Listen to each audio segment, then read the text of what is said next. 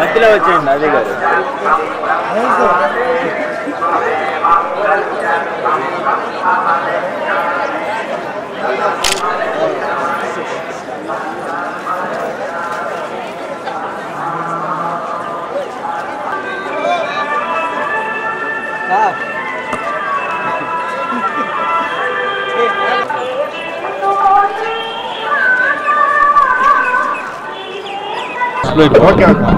అందరికీ శ్రీరామనవమి శుభాకాంక్షలు అండి.